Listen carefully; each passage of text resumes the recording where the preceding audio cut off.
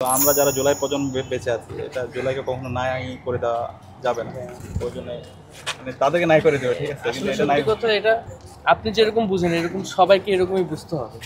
তাহলে আসলে জুলাইতে যারা জড়িত ছিল তাদের অস্তিত্ব থাকবে। কিন্তু মানে আমি খুবই আশাবাদী। এই প্রজন্মটা যে প্রজন্ম তৈরি হয়েছে, তারা এখন কোনো আদর্শিক দ্বন্দ্ব অথবা কোনো পরিচয়, এগুলো কোনো বিষয় না। তাদের পরিচয় হচ্ছে আমরা সবাই জুলাই সহযোগিতা ছিলাম, জুলাই একসাথে আন্দোলন করছি, এবং শহীদরা যে জন্য জীবন দিছে সেই তাদের আকাঙ্ক্ষার আলোকে একটা বাংলাদেশ বিনির্মাণ করা। এই জায়গায় আমরা এক আছি। তো এখন এই কাজগুলো, এই যে পরবর্তী কাজগুলো, সেই জায়গায় আমাদের একসাথে বসে আমাদের এই প্ল্যানটা সাজাইতে হবে, এবং আমি আশাবাদী এবং আমরা পারবো ইনশাল্লাহ। জুলাই বিপ্লবে আমাদের শহীদরা আমাদেরকে রাস্তা দেখিয়েছে। শহীদরা হচ্ছে আমাদের মাস্টার মাইন্ড।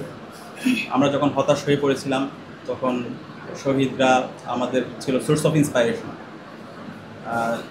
তো এই শহীদদেরকে স্মরণ রাখা, শহীদদের যে প্রত্যাশা, তাদের যে আকাঙ্ক্ষা, সেটা সারা বাংলাদেশে ছড়িয়ে দেওয়া, সেটা হচ্ছে আমাদের অন্যতম দায়িত্ব।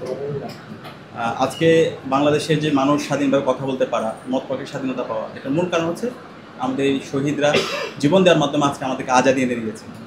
তো সেই জায়গা থেকে জুলাই বিপ্লব পরবর্তী আমরা শহীদদের কাছে যাওয়া, শহীদদের প্রত্যাশাগুলো সবার মাঝে ছড়িয়ে দেওয়ার জন্য আমরা কাজ করছি, এবং শহীদ পরিবারগুলো আমাদের এই পরিবার। তো আজকে ডাকসু নির্বাচন হয়েছে ঢাকা বিশ্ববিদ্যালয়ে। ডাকসু নির্বাচন হওয়ার অন্যতম একটা কারণ হচ্ছে আমাদের এই জুলাই বিপ্লবে শহীদরা জীবন দিয়েছে, শহীদদের মাধ্যমে আজকে আমরা এই ডাকসু নির্বাচন পেয়েছি। এবং এই ডাকসু নির্বাচনে আমরা যারা নির্বাচন করেছি, আমরা বলছি আমরা এখানে কেউ হারে নেই অথবা জিতে নেই। এখানে হারা জিতার কিছু নেই। এর মাধ্যমে জুলাইয়ের প্রজন্ম বিজয় হয়েছে। জুলাইয়ের মাধ্যমে আমাদের একটা অসাধারণ একটা জেনারেশন তৈরি হয়েছে।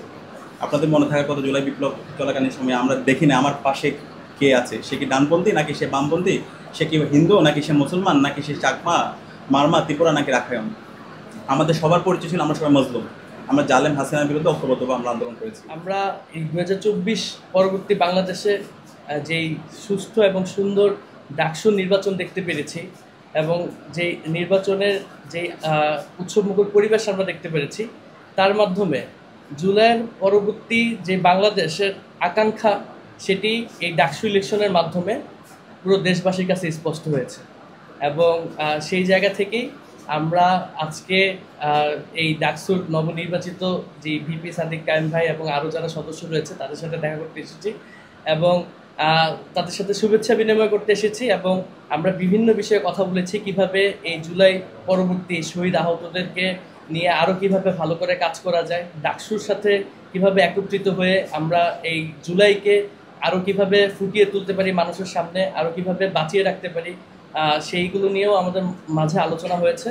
এবং আমাদের আমরা সকলেই আসলে এক জায়গা থেকে আমাদের মধ্যে বিভিন্ন রকম মতাদর্শের পার্থক্য হতে পারে, কিন্তু এই জুলাইয়ের শহীদ আহত এবং জুলাই পরবর্তী এই শহীদ আহতরা যেই নতুন বাংলাদেশের স্বপ্ন দেখেছে, সেই নতুন বাংলাদেশের বাস্তবায়ন করার জন্য আমরা সকলেই সবার জায়গা থেকে এবং আমরা সবসময় একসাথে কাঁধে কাঁধ মিলিয়ে কাজ করে যাব।